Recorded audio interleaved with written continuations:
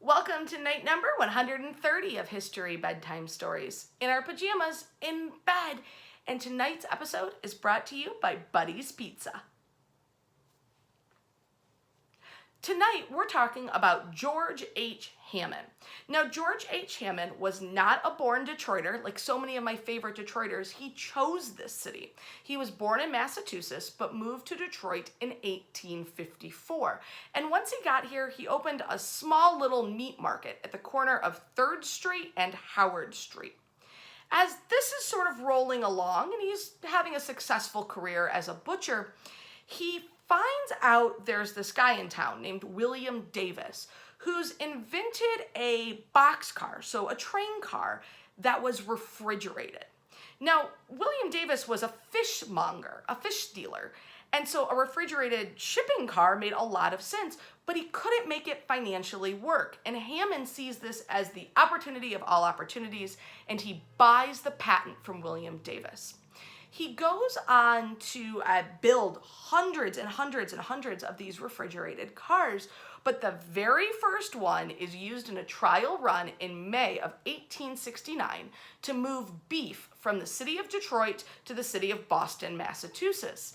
It uses ice from the Detroit River loaded into a railroad car that is insulated with woven horsehair with containers holding ice harvested from the Detroit River, and salt.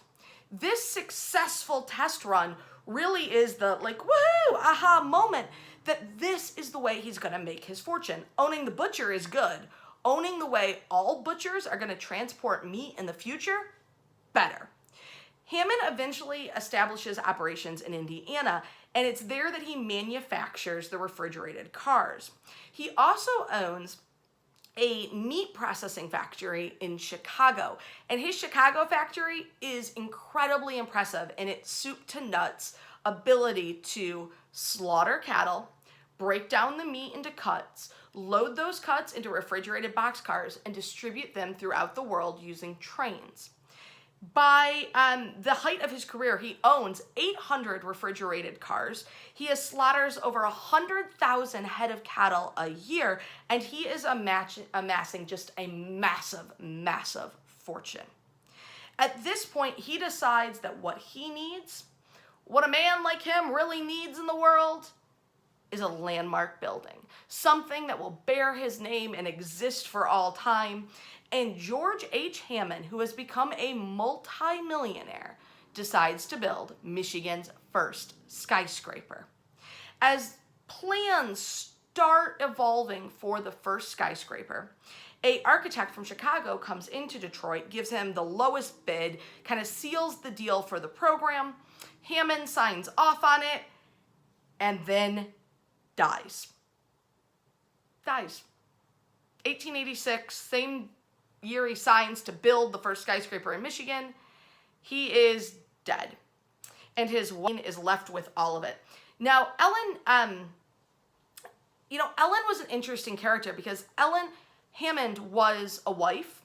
She was now a widow, but she was also incredibly driven, incredibly smart, and incredibly wealthy. Because when her husband died, Ellen gets everything.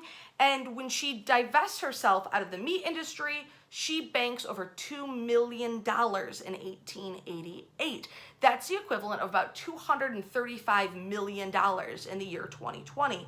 Plenty of money.